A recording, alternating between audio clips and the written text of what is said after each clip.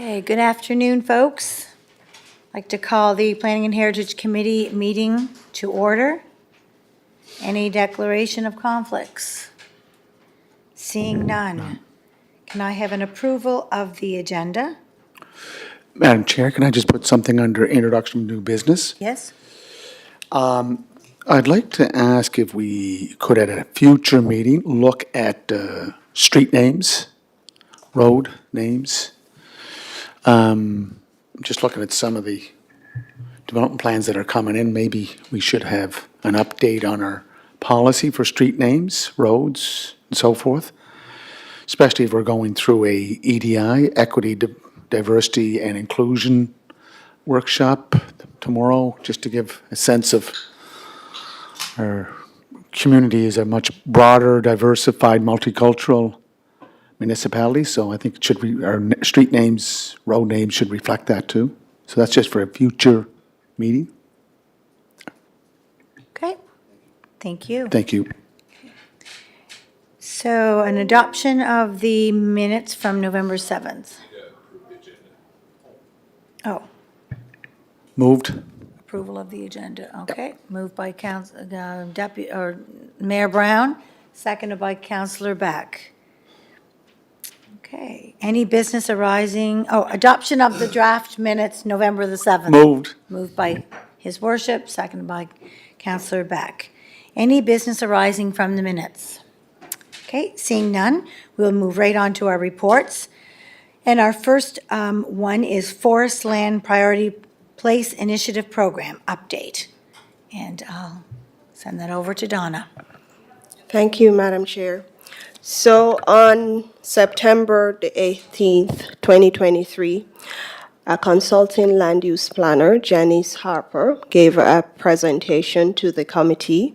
She made a proposal that the city should support the incorporation of clearer language surrounding the dedication of land for public space that would consider more forested and natural areas in the city, and that this be incorporated in the updated official plan and the zoning and development bylaw as they are being prepared. The committee at that meeting did not object to the suggestion. However, a resolution was not brought to council, and so the Planning and Heritage staff is therefore recommending that a resolution be brought to the next regular meeting of council to support the request. This is being bolstered by our recommendation that council supports a resolution to instruct the Planning and Heritage staff to consult with the Federation of PEI municipalities to incorporate language that supports the development of parkland, protected areas, and urban forestry in the updated official plan. Thank you for that. Any questions? Councillor Beck or His Worship? Okay, then you just need someone to move that resolution. Okay, moved by Councillor Beck, seconded by His Worship. Okay, moving on to the next report. Conversion of apartments to condominiums. Thank you, Madam Chair. This report is only for informational purpose.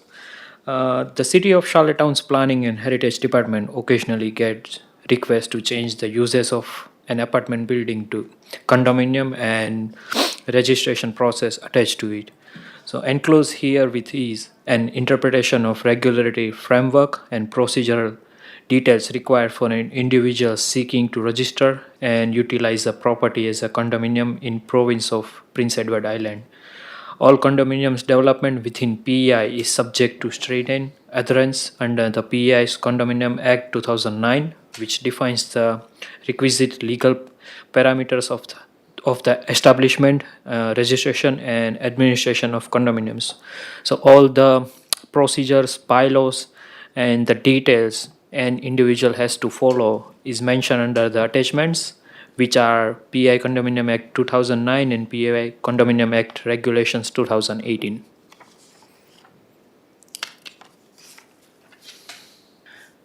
Okay, so this is just for information today. Yeah. Does anyone have any other questions on this Yeah, subject? Madam Chair, just on the conversion, That's a provincial responsibility Yeah, because of property tax purposes. yes. So what are we trying to do as a municipal? I know you had the backgrounder, but in the end, it's the province that makes the call on it, correct? Yes, Your Worship. This report is just to provide information to council because we've been getting a number of requests versus asking what's the process or procedure in converting from apartments to condominiums. So we just want council to have the information that just in case they need to share, they can. So the information is that it's very clear. The province has the authority. I think, is it in the plan, Donna, is it in the Planning Act or is it in the property tax statute? It's in the Condominium Act. And that's what Deegan gave That's the a- provincial yeah, statute. yeah. But that correlates with the property tax and also the Planning Act? Or is it just solely in the Condominium Act? Solely in the Condominium Act. Okay, thank you. Yes, Counselor Beck. Donna, how frequent, like you're saying we're getting, like, I'm aware of one request that was done recently out off North River Road. Do we get a lot of these? Is this a new thing? Or is it again, pardon my lack of history on this, but is this something that's a new development, or are we seeing an uptick in that, or what's the current lay of the land? We get requests from not only the citizens, but we get requests from elected members as well as different members of staff regarding the procedure in terms of converting from apartments to condos. However, given the housing situation that the city now finds itself in, we anticipate that there might be a number of other inquiries about how this process is done. Okay, so it's more about the process, not actual Not requests. actually to do it. It's more just understanding how does this all work? Yes. Okay, thank you. So, Madam Chair, just to follow up on that, through the chair to Donna, have you looked at other jurisdictions that are going through this or have already experienced a conversion of apartments to condos to see best practices? We've not done that exercise yet. However, if and when this is needed, that can be done. That assessment can be done.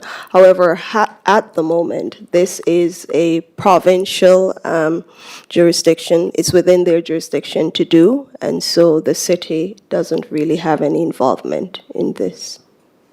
Yeah, and again, Madam Chair, the reason I ask, because there are property or apartment dwellers that believe that, we should change the act or ask the province to give us more input. So I'm just asking if that is the situation in other jurisdictions. We can do a check, Your Worship, and provide an update at another meeting.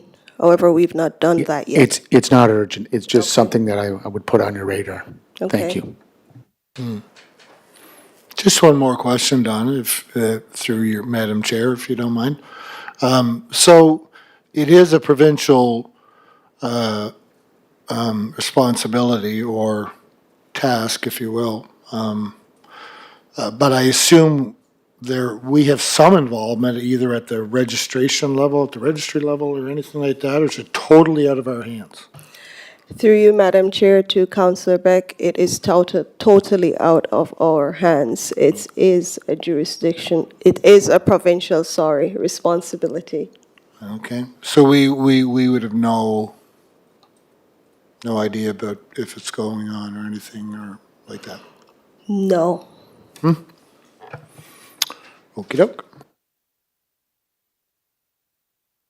Okay, any other questions? That will go in the package for council. Okay. So the next item on the agenda is digitized signage in public rights of way. Thank you, Madam Chair. The purpose of the report is to outline the regulations stated in current zoning and development bylaws regarding digitized signage in the public right-of-way and to provide background information on the request and recommendation on how to proceed. So, the City of Charlottetown Planning and Heritage Department occasionally gets requests to install digitized signage on the public right-of-way from residents. This report includes the feedback from the city's different department and current regulations of signages in the cities. So the city's zoning and development bylaws does not currently permit any sort of digitized signage on public right-of-way as per section 47.3, which is attached. This is premised on safety concerns pertaining to creating a hazard to the safe and efficient movement of vehicular or pedestrian traffic and causing confusion or obstruction the effectiveness of official traffic signs, signals, and devices, as well as signs erected in the public right-of-ways by a government body. Additionally, according to the city's public work department, digitized signs can be dangerous to the motoring public as they can distract drivers, increasing the risk of accidents. They also stated that it is the city's responsibility to do what they can to reduce the number of vehicle accidents that occur in our city. This initiative would be counterproductive to all the hard work that has been done on improving safety on the roadways over the past several years. They also opined that digital technology is very distracting when driving, hence the ban by government in North America of the use of cell phones while driving. Furthermore, upon a comprehensive analysis of zoning and development bylaws from various municipalities across Canada, it is evident that numerous intricate elements are associated with the erection of digitized signs as outlined in Attachment A. Complies with all these elements is essential for installing a digitized sign on public right-of-way, ensuring the safety of both pedestrian and vehicular traffic. However, adhering to the extensive regulations specified in Attachment A clarifies that it is impractical for individuals seeking to install a sign for a temporary messaging display purpose. So staff's recommendation on this that the committee requests that council rejects the proposal to amend the zoning and development bylaw to allow digitized signs on the public right-of-way.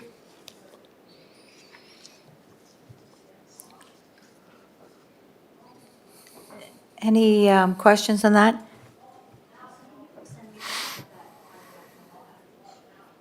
Yeah, I do. So if I look at the report details, last paragraph, furthermore, upon a comprehensive analysis of zoning development bylaws from various municipalities across Canada, it is evident that numerous intricate elements are associated with the erection of digitized signs as outlined in Attachment A. Compliance with all these elements is essential for installing a digitized sign. So it's happening elsewhere. It's in other jurisdictions, correct? So all we're doing is, let's look at what they've done and what they've learned from it.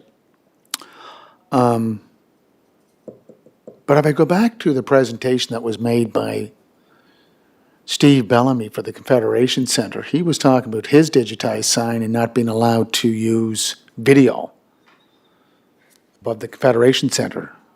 Like, is this a blanket recommendation that? Yeah, Yes. no, I know. But again, if we're talking about digitized signs, let's try to incorporate as much as we can rather than just taking one part of it and saying, okay, we'll fix that, and then let's go to another part, we'll fix that. I'm just looking more of something comprehensive. Thank you, Worship, through you, Madam Chair. This particular report is in regards to public rights of way. As you talk about the Confederation Center and what's required for their purposes, that's another aspect that we're looking at the moment, and that might require a site-specific amendment or another avenue to accommodate that request. The issue of looking at something specific is that we don't want to introduce something that's broad brushed across the city that would then lead to other issues, including the safety of passengers or persons who use the roadway. And so we want to ensure that whatever we implement here is not something that would contribute in a negative way to the operation of the city. Yeah. It's 2023, so a lot of jurisdictions are using digitized signs because of the multifaceted use or applications for what they're doing. I think the most dangerous part of driving is when you see someone on their cell phone. And I know we have bylaws and statutes in place to prohibit that, but it's still happening. So is there a way to work around this, Madam Chair, to, find look at these other jurisdictions and the elements they used to go forward in providing digitized signs in our public right-of-ways? So currently, a number of the cities across Canada, they allow digitized signs in their commercial and industrial zones. You have some cities that limit the usage of these signs in certain areas and spaces, and that's something that we could consider as well. However, to say that digitized signs are going to be allowed in all rights of ways across the city might not be the best way to go. Yeah, so, Madam Chair, going through Madam Chair to our manager of Heritage, Policy and Heritage. So let's follow up on that last paragraph where we can make it work. Look at those other jurisdictions and, like you have a young business person or young business people that are trying to get their message out, and the old 4x8 signs are just not always the best way of getting your message out to the public. So, as I said, it's 2023, time to catch up.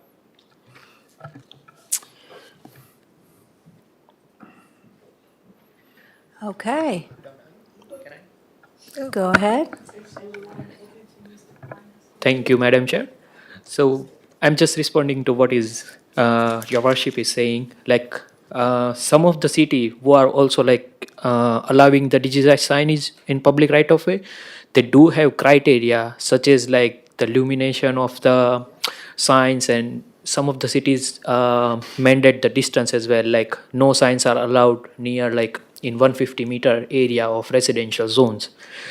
In this city, in our city's layout, like City of Charlottetown's layout, this kind of particular like commercial settlement, which is not like in 150 meters of residential area, is very hard to find. It's not something like which we'll see everywhere in the city. So that's why we are like not like kind of against the considering this thing.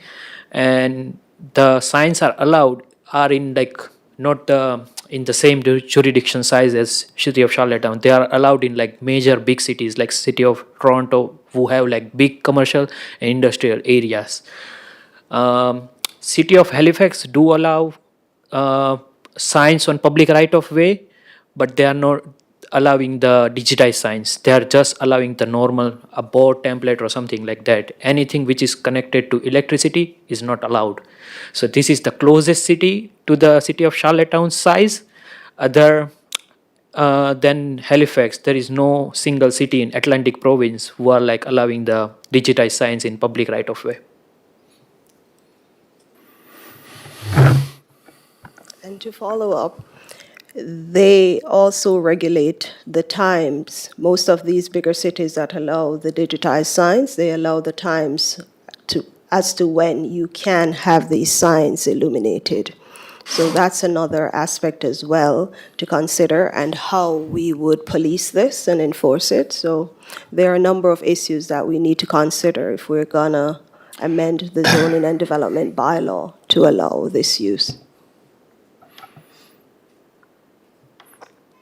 Thank you. Any other follow-up you want on that, Your Worship? Yeah, I was just Councillor saying, Beck? I mean, a lot of this stuff, we're talking about like Dundas Square and Gardner Gateway Special Sign District, and I don't see I don't see, based on what we're talking about here with public safety and distraction and dangerous driving, I mean, not to say that cell phones are not an issue, there's no question about that, but, well, I don't know why we would add further distractions to it.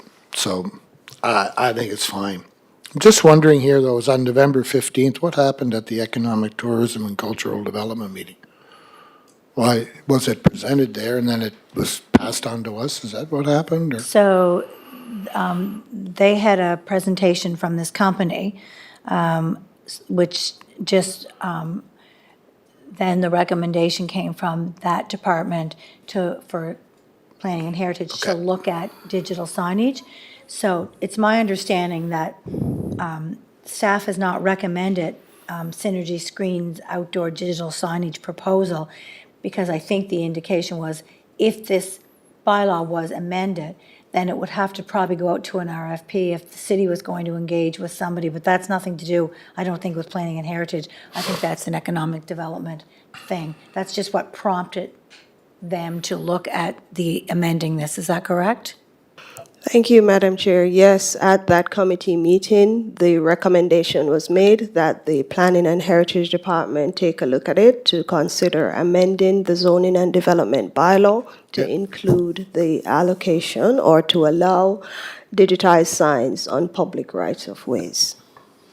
And Mr. Chair, Madam Chair, the councillor from Ward 3 makes a good point. You know, when you compare to the Gardner Expressway, Halifax is HRM, so that's Bedford and Dartmouth. It's a big jurisdiction. But if we look at other jurisdictions, that would be facsimile, Fredericton, let's say Cambridge, Ontario, you know, those areas that have population 60, 80,000, maybe 100,000. Like I think that's when you get into what we are more related to. But again, I don't want to close the door on this issue. I think that there's an opportunity for our planning department, economic development department to work together with this, whether it's Synergy or it's Neon Signs International, to find a way to make it work. And, you know, there are lots of distractions when you're driving, for sure. I don't think this is the end of all of the distractions. There will always be distractions, but for me, and I think if you talk to police, it's cell phone use. That's the biggest one. So I'd like to just try to keep this option open so that we can find a path forward to allow Synergy or whoever wishes to provide that technology. Thank you. Okay, thank you, Your Worship. Yes, please. Thank you, Madam Chair. So, in terms of technology, there are rules who are the city, like which are the city who are allowing this. They do have rules that this kind of digitized signs are supposed to sensor based, like it changes illumination on basis of the lighting of the day. So no individual or like person who are just like running a small business will be able to like install a sign which are like too expensive. So this kind of like technology restrictions also attached to this, just like giving you information. Yeah. Just to clarify, Synergy is a platform that rents out space, right? That's what they do. They've done it before in different locations around the city. They provide digitized advertising. So you as a vendor or a business owner will go to them to say, look, I want to advertise this product. can you make it happen? It's just another portal Yeah. for advertising. Thank you, Your Worship. So what does committee want to do? Do you want to send this back to the department to have another look at it? Because right now, they're recommending that we don't amend the zoning and development bylaw to allow digitized signs on the public rights-of-way. So what would committee? I'm suggesting that we look at any possibilities that may be there. I don't know if I can get a seconder to put that on the table because, yeah. No, so there's no seconder to put the resolution on the table, so it dies here on the floor. What's that? I suggest we deal with this. Like, there'd be a motion to go, wouldn't there be a motion going that we approve staff's recommendation to go with this, correct? Not send it back somewhere else. It's already went through economic development, it got kicked over here. No, but it went from economic development because we could not we made a decision to go with it, but we knew the planning, development, and heritage department had to make the changes within the zoning development bylaws. You need that change to make it work. But they're recommending to not make those changes. We're making them, and I'm saying that I don't want to close that door. I want to see if there's any other possibilities. Where's it gonna go? Well, it says, let's look at those other jurisdictions where there's this associated with erection of digitized signs. They've already Compliance with looked all at these those. elements is essential for installing a digitized sign on the public right-of-way. So, But they've already looked at other jurisdictions. They've consulted, they've looked at what happens in other jurisdictions. yes, and some jurisdictions have regulations on how the signs can when the signs can operate, whether it's all day, 24 hours, or is it in the evening. I believe that's my understanding of what I've heard here today. Through you, Madam Chair, to Your Worship, that's a part of the assessment that was done. However, when you look at it in totality, a number of these cities that we looked at, they are not in favor of having digitized signs on their public rights-of-way. And so the regulations, as you would read it, make it almost difficult for persons to actually get approval to put up these signs along public rights-of-ways. So that's another thing to consider.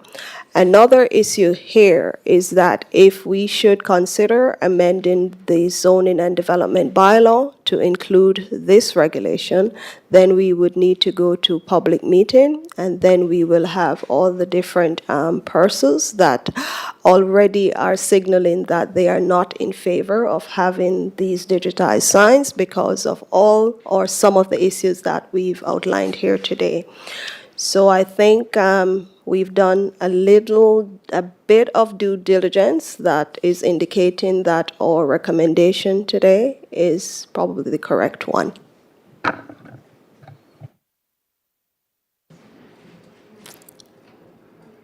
Pardon me? Well, the recommendation is for council. Yep, so right now, we have a recommendation from staff that council does not approve to amend the zoning and development bylaw to allow digitized signs on public rights-of-way, considering the feedback from the city's other departments and case study research of cities across Canada. So that's staff's recommendation to go to council. So do I have somebody that will move that? And we probably don't have someone to second it. Yep, so we don't have a seconder. So there we sit. So then what happens?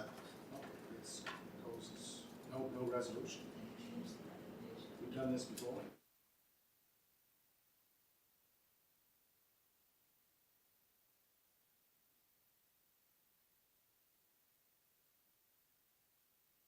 But we have, Counselor Beck doesn't want to.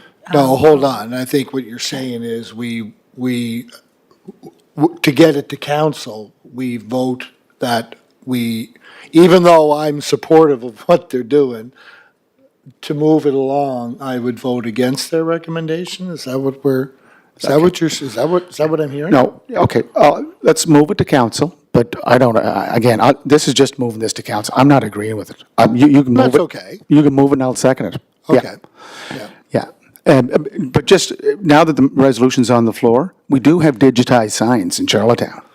They're at McDonald's, they're at different commercial spaces around the city. So and they're in public right-of-ways. If McDonald's is right on University Avenue, they have their signage there, so does Dairy Queen. So it's not like this digitized sign is a new thing. This debate was had by this council, or this city hall back in 2017, when they first get into digitized signs. So again, we're not breaking new ground here. So I will second it for it to go to council, but I think we should be looking at this carefully. And I'm okay with that. I mean, let's have the discussion on it and figure out whether it's, want to have it or not. Okay, so this committee will accept staff's recommendation to go to council for further discussion, Yes. noting in the minutes that his worship is seconding in it, but not, but still wants a further discussion around digital signage in the public rights-of-way. Thank you. Okay. All right, thank you for that, folks. So we will move on to our next agenda item, which is the zoning and development bylaw housekeeping amendments for 2023.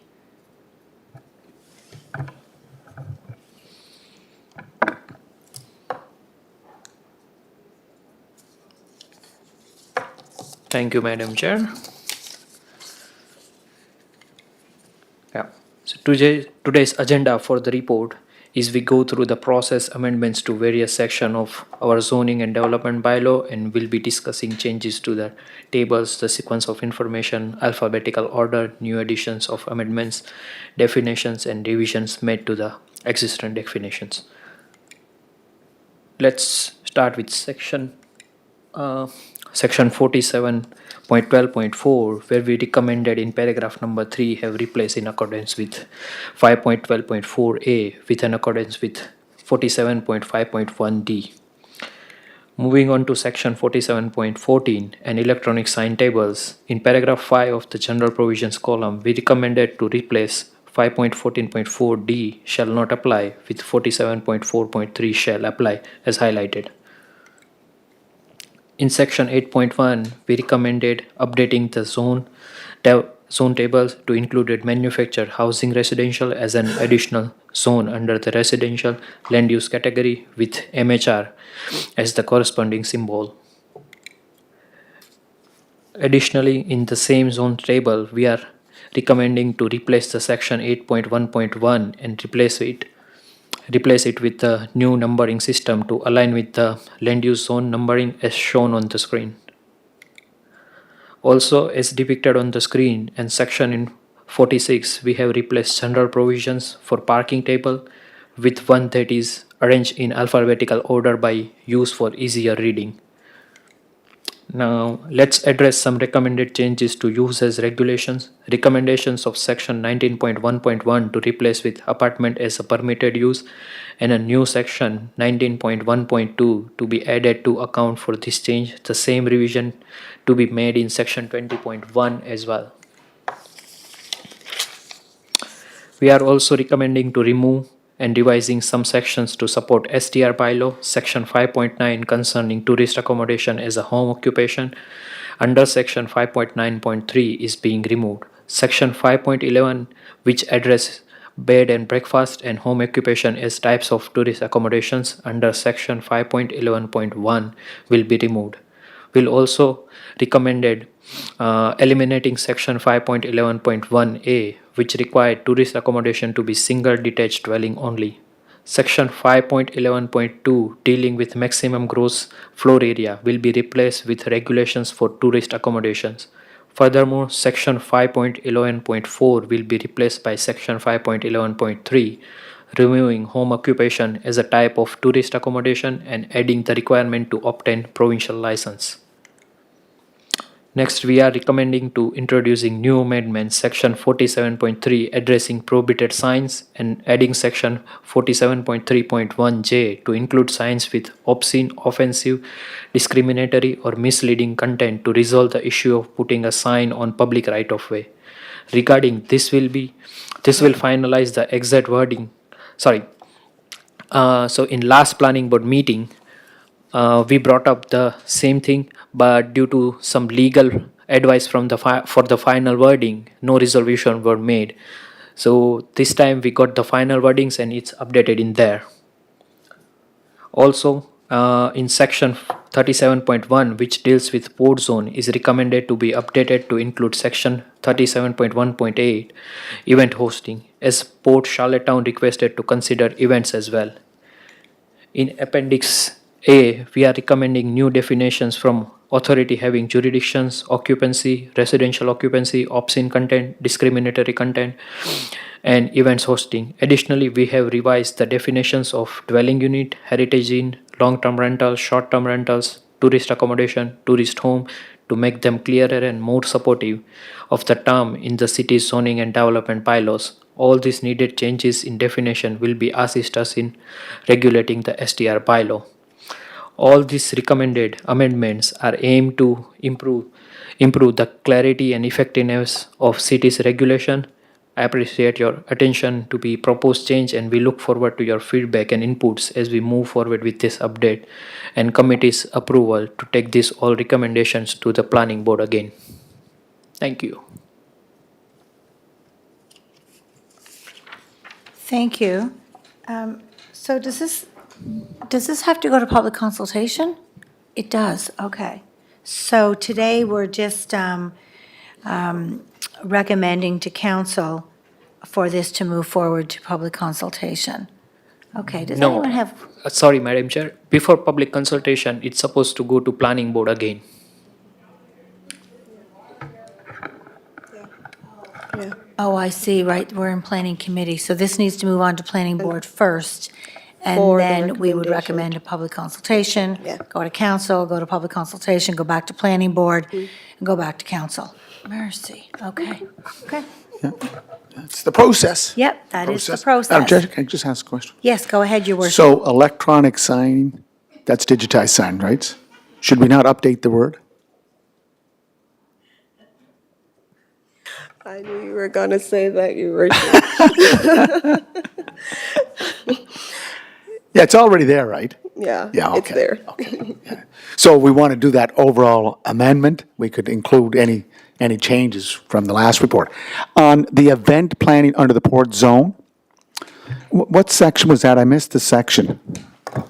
Section 37.1.8.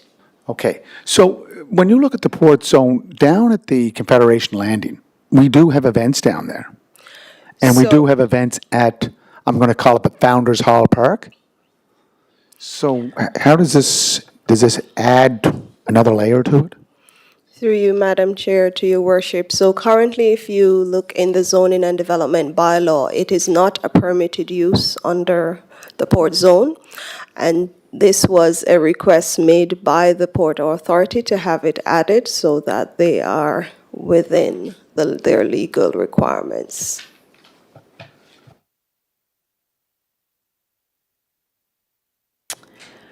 Okay, folks, so I guess you want moving, to go back to planning board?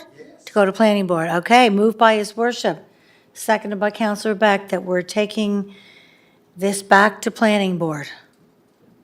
All right. Wow, look at us go. No, they were digitized, but not video. What was it? Yeah. Oh, my goodness. Okay, the last item on the agenda is the official plan preparation update and discussion. Over to you, Donna. Thank you, Madam Chair. So recently, the Planning and Heritage Department reached out to the consultants that's currently working on the official plan. And we have decided that we will recommence the process. However, we know that all of this needs to go through council, but just wanted to provide an update to the committee that we're thinking of rescoping the exercises that were initially involved in the contract that the consultants had. And they've submitted to us a rescoping of what they plan to do. And we want to incorporate more consultations that would involve many more groups within the city. So originally they had in their scope to do 3. And so we want to add the Mi'kmaq, we want to add the developers, and we want to add one that we will do a roaming stakeholder consultation exercise where we don't invite people to come and sit in a static space, but we go around and we ask people, just regular folk on the street, what do you think about the official plan? What are your recommendations in terms of what you would want to see added in the city? And that, I think, will bring to us various recommendations that would make the process a little bit richer in that. We normally get persons who come to stakeholder meetings to be the ones that are regulars that will come and tell us what they think, and you don't get people who probably sit on the sidelines to tell you what they really think their city should be like, how it should be developed, and how the future should look. So I think that will add necessary depth to the official plan.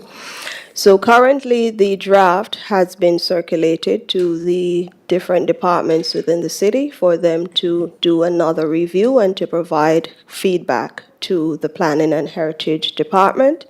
We will also be having follow-up meetings with each department, so in case they think that, oh, Donna is going to be sitting to be waiting on their feedback through email. If this is not provided, we will provide another layer where they will sit in a room with us and tell us what they really think should be added to this official plan. So in doing this, it's not to force people to do additional work, but it is to get the necessary feedback that's required from different perspectives. And this also will add, I think, a great deal to the final official plan that would be presented. So this draft of the rescope will be presented at the next Planning and Heritage Committee meeting for submission to council for their perusal and subsequent approval. Thank you. But it won't be back here until all of these other things are done, the meetings with the Mi'kmaq, the stakeholders, the developers. Is that what you mean? No, Madam Chair. So this is just a document outlining the rescoping exercise that will be undertaken. So this will have to be done before we go into the recommencement process in terms of restarting the preparation. We have to get sign off before we restart with the consultants. Thank you. And you have some timelines? We do have some timelines outlined here. So we plan to finish the review, the departmental review, by the end of this year. And then we go into the exercise of doing the interpretive online mapping to consider that. And then we do the what we heard report, and they will then send it back to us, and then we'll sign off, bring it back to the committee and then to council.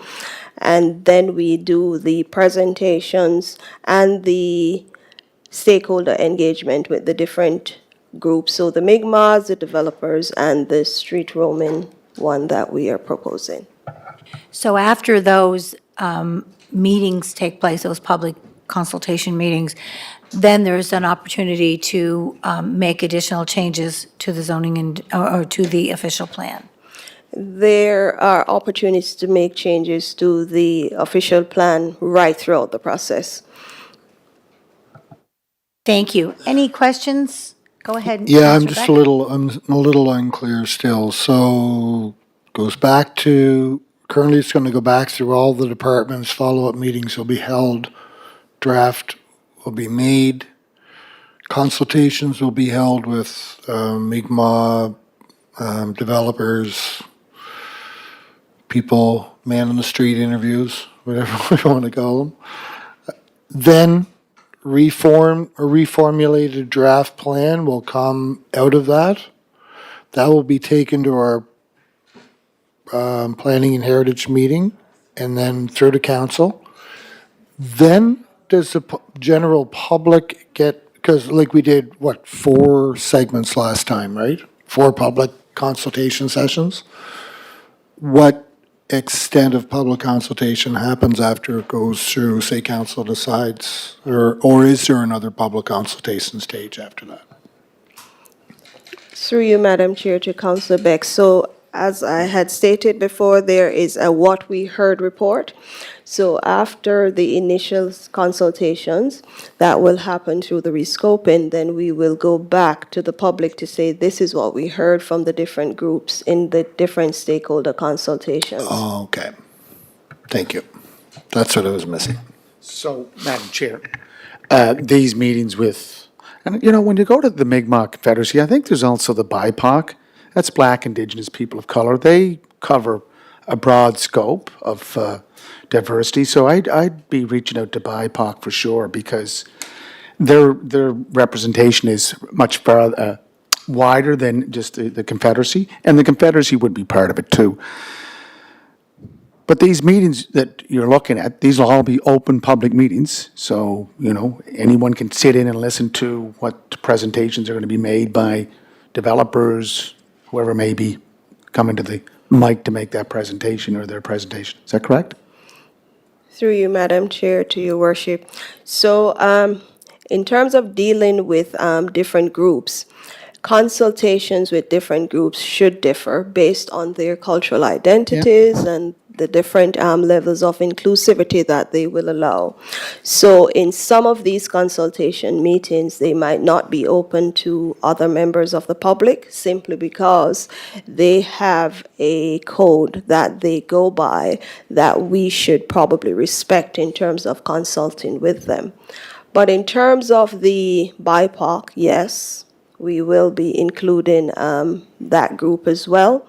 And also to let your worship know that the essence behind this new updated official plan is that it exudes all levels of inclusivity. And so we leave no one out in terms of how we approach the consultation exercise and the updates that would be included. Yeah, there's also La Société Intégration Francophonie. They should be part of it too.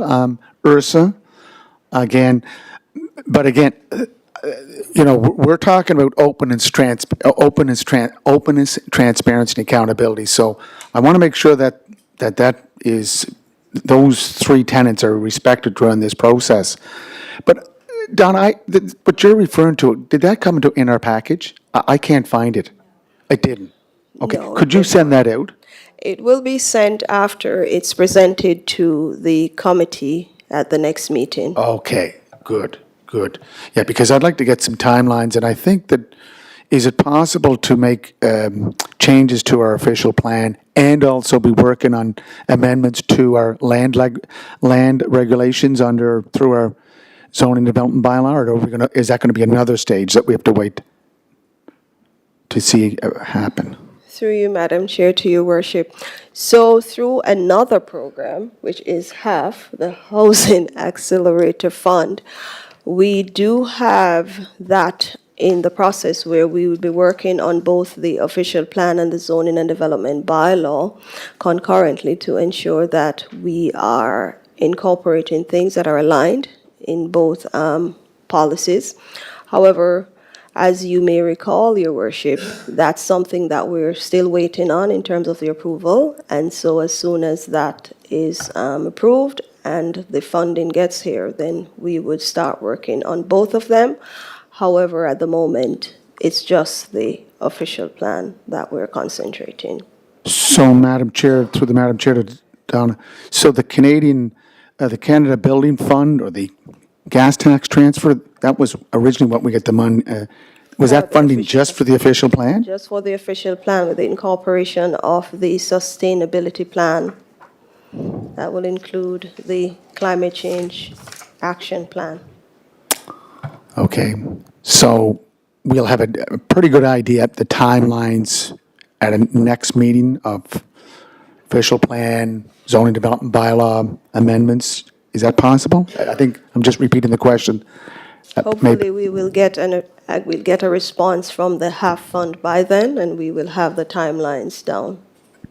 Yes, but we'll have to have those timelines in whether we have the half fund or not. So the timelines for the official plan will be presented. However, to add the timelines for the zoning and development bylaw update is dependent on the HAF fund being approved. Well, I think, Donna, we'll have to do it anyways. Half or no half. We will, and I'm not saying that it's. I love to have I'm the just half, saying- but if we can't I'm get just the half, saying let's that- just keep going forward. So are we good with that for now? Yes, sir. Yes, ma'am. Okay. So any introduction of new business, I know we covered that earlier, to add that to our next agenda item. Is there any other introduction of any other new business? Move to adjourn. Okay, moved by, Section 7, does that have to be dealt with somehow that we're not doing it now? oh, I'll just note that we are not moving into closed session today as we don't have quorum. So we are rescheduling that meeting for Friday at 3:30, and that will be posted prior to the meeting. I want to say clip because people might look and say, Right, yes, Counselor Beck is in conflict for the STR file, and Counselor McCabe is not able to attend this meeting. Okay, so we will be discussing that in closed session. Counselor Beck. Okay, thank you.